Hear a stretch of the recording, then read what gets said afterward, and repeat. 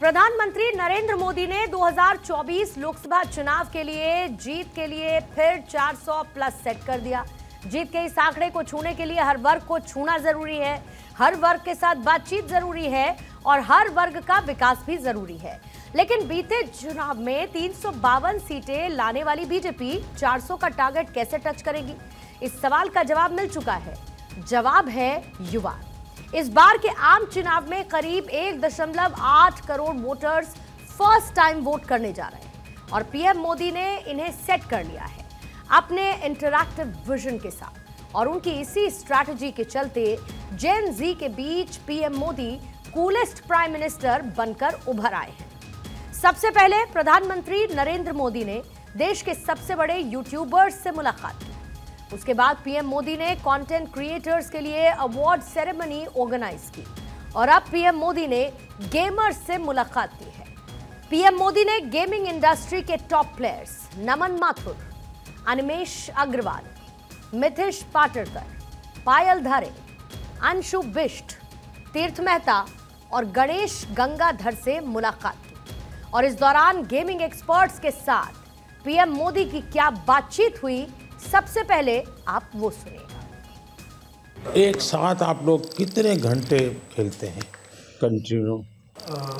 I think e sports athlete जो होते हैं वो दिन के 6 से 7 घंटे प्रैक्टिस के देंगे, क्योंकि वो उनकी पूरी रूटीन होती है। वो दिन में उठने का समय, गेम का समय, डाइट, सब कुछ होता है। कंटेंट क्रिएटर्स का सर अगर मैं बताऊँ तो आई थिंक सब लोग ऐसे होते हैं कि दिन में 12 घंटे सिर्फ सोच ही रहे हैं और फिर हो सकता है वीडियो बनाने में वो 2 घंटे ही बन गए या फिर वो 10 दिन तक नहीं बने। हमारे देश में क्रिएटिव की दृष्टि से गेम की दुनिया में कंट्रीब्यूशन कितना होगा? पिछले 2 साल में जो कंटेंट बन रहा है इंडिया में यूट्यूब पे, वो बहुत नेक्स्ट लेवल बन रहा है। लाइक सब ऑफकोर्स लोगों के पास फोन्स आ गए हैं, सबके पास अभी इंटरनेट एक्सेस आ गया, तो हम लोग ऐसा नया नया कंटेंट देख रहे हैं इंडिया में जो आई थिंक वर्ल्ड में किसी ने बनाया नहीं है। तो प्रधानमंत्री का ये इंटरैक्टिव सेशन था और प्रधानमंत्री का इंटरैक्टिव विजन। भारत में गेमिंग इंडस्ट्री करीब 16,000 करोड़ रुपए की है, यानी कि इस इंडस्ट्री में बेतहाशा पैसा है। इस इंडस्ट्री में भविष्य की संभावनाएं भी अनंत है और साथ ही ये इंडस्ट्री रोजगार के बड़े अवसर पैदा करने की एक बड़ी संभावना को भी रखती है। गेमिंग इंडस्ट्री से डायरेक्टली और इनडायरेक्टली करीब 43 करोड़ लोग जुड़े हुए हैं और इसमें एक बहुत बड़ा वर्ग है, वो है युवा का, यूथ का है।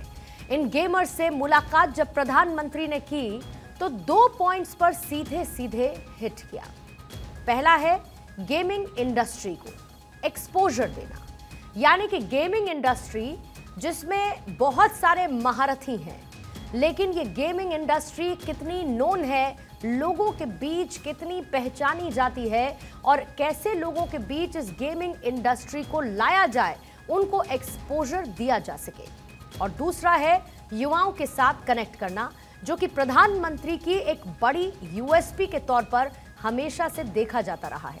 जैसे कि मैंने पहले भी जिक्र किया कि इस बार वो जो कीवर्ड है वो है यूथ, जिसको प्रधानमंत्री ढूंढ चुके हैं अपने 400 पार के टारगेट को लेकर। जैसा कि पहले प्रधानमंत्री की तरफ से अवार्ड सेरेमनी का आयोजन किया गया, यूट्यूबर्स के साथ इंटरैक्टिव सेशन रहा, वैसे ही इन गेमर्स से अचानक से प्रधानमंत्री मोदी की मुलाकात की तस्वीरें और उनसे डायलॉग करने की तस्वीरें सामने आ गई। यहां से बात भी एक गौर करने वाली है कि भारत में 986 मिलियन लोग हैं जो कि वोट देने के लिए तैयार हैं। भारत में 1.4 बिलियन लोगों में से 65% लोग 35 साल के नीचे के हैं। 50% लोग 25 साल से नीचे के भी हैं।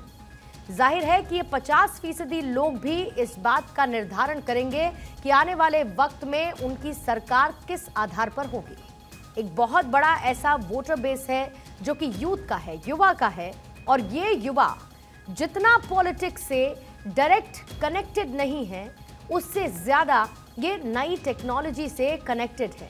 और इसीलिए शुरुआत में मैंने जो शब्द का इस्तेमाल किया वो था जेन जी, यानी कि ये युवा यूट्यूब पर कंटेंट कंज्यूम करते हैं और इन्हें ये कंटेंट प्रोवाइड करते हैं इन्फ्लुएंसर्स।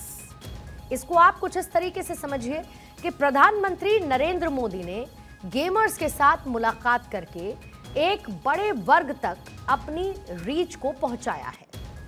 इन सभी गेमर्स के मिलियंस में सब्सक्राइबर्स हैं और ये सब्सक्राइबर्स शायद बड़े बड़े पॉलिटिकल लीडर्स के भाषण न सुनते हो, लेकिन अपने फील्ड ऑफ इंटरेस्ट से जुड़ी हुई चीजें ये जरूर देखते हैं। ऐसे में प्रधानमंत्री मोदी ने इन इन्फ्लुएंसर्स के रास्ते इस बड़े वर्ग तक अपनी बात को पहुंचाया है। यही नहीं, प्रधानमंत्री नरेंद्र मोदी को खुद इन्फ्लुएंसर ऑफ इन्फ्लुएंसर्स कहा जाता है क्योंकि वो खुद टेक सेवी है। हालांकि प्रधानमंत्री के लिए ये बात कहनी मुश्किल नहीं है कि उनको हर एक चीज की जानकारी है। मतलब वो जिसके साथ जब जहां जिस वक्त पर होते हैं उसको अपने हिसाब से ढाल लेते हैं। कई बार कुछ लोगों के लिए ये आश्चर्य की बात भी होती है कि कैसे प्रधानमंत्री मास्टर ऑफ ऑल हैं, लेकिन हैं टेक सेवी भी प्रधानमंत्री इन तस्वीरों के जरिए नजर आए। जब इनके साथ इंटरैक्ट किया, ऐसे ऐसे सवाल पूछे जो कि जेन जी से रिलेटेड हैं, जो कि गेमिंग से रिलेटेड है।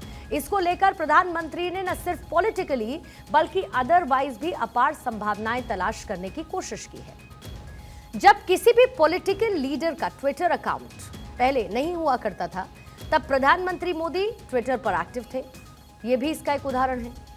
पीएम मोदी खुद टेक्नोलॉजी के साथ खुद को अपडेटेड रखते हैं और इसमें वो किसी 20 साल के युवा की तरह इंटरेस्ट भी लेते हैं। एक बात तो है, हम लोग इतने टाइम से इंस्पायर कर रहे हैं लोगों को गेमिंग करने के लिए। आज आपने हमारे जितना इंस्पायर एक दिन में कर दिया। यानी आप लोगों का कितना समय जाता होगा इसमें देखता हूँ। सर, आपको कैसा लगा आज गेमर्स से बात करके? मैं अभी नया हूँ इस दुनिया में, तो मैं बहुत सोचूंगा इस पर, युवा पीढ़ी का भला भी हो जी और इसका एक पॉजिटिव क्रिएटिव उपयोग कैसे हो। मुझे ऐसे, मैं चाहता हूँ हमारे लोग इसमें आगे जाएं और हम दुनिया में चीजों को लेके जाएं। सो सर, अभी हम लोग स्टम्बल गाइस करके गेम खेल रहे हैं, तो कोड है, रूम कोड है सबका 982981। Okay, join everyone. ज्वाइन। ऐसे इस गेम में कैरेक्टर्स होते हैं जिनको आगे आगे जाना होता है, रेस होती है, ऑब्स्टैकल्स होते हैं। आपके कैरेक्टर का नाम नमो है। ये जॉयस्टिक है। हाँ, ये सर आपका कैरेक्टर है और ये जंप बटन है। मैं पूरा दिमाग खपाऊंगा जरा। अगर आप इसको ऐसे फिंगर रख के मुंह ऊपर की तरफ करोगे तो आगे की तरफ मैं आगे जाता हूँ। सर आप तो इसको आप यहाँ पे सर हाथ रखिए और इसको टच स्क्रीन के जैसे ऊपर की तरफ कीजिए। चलिए सर, चलिए। अच्छा, इधर जंप करना है। जैसे ही नीचे जाएगा राइट वाला बटन दबाना है आपको। चलो कोई बात नहीं, बहुत बढ़िया, बट बहुत मजा आया। बहुत मजा आया।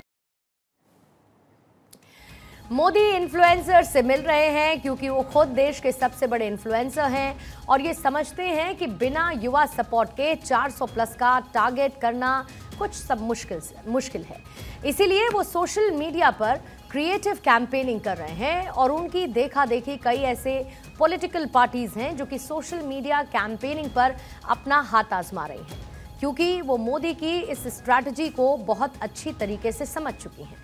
भारत में साल 2019 लोकसभा चुनाव का मौका था और इसके साथ ही जो 15 मिलियन फर्स्ट टाइम वोटर्स थे, इस बार ये संख्या बढ़ी है और बढ़कर 3 मिलियन इसमें प्लस हो चुका है। 18 मिलियन फर्स्ट टाइम वोटर्स अब सामने आ चुके हैं।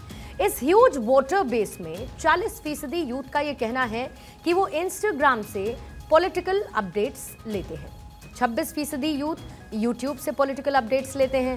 17% ट्विटर से पॉलिटिकली अपडेटेड रहते हैं और 12% ऐसे यूथ हैं जो कि फेसबुक से पॉलिटिकली अपडेटेड रहते हैं। ऐसे में अगर किसी भी राजनीतिक पार्टी को इस वोटर बेस को इन्फ्लुएंस करना है तो सोशल मीडिया पर कैंपेनिंग एक मस्ट फैक्टर हो जाता है और इस पूरे कैंपेनिंग फील्ड में प्रधानमंत्री मोदी लीड कर रहे हैं और वो इसीलिए लीड कर रहे हैं क्योंकि जमीन पर उनकी पॉपुलैरिटी वाले मीटर को आप क्लियरली समझ सकते हैं कि किस तरीके से यह पॉपुलैरिटी मीटर उनका बढ़ता जा रहा है। सोशल मीडिया कैंपेनिंग की जो उनकी स्ट्रैटेजी है उसको आप समझिए। किस तरीके से वो इस स्ट्रैटेजी में खुद को प्लस करने की कोशिश करते हुए नजर आ रहे हैं, क्योंकि जब इलेक्शंस होते हैं तो सारा का सारा असल गेम है वो नंबर गेम का होता है।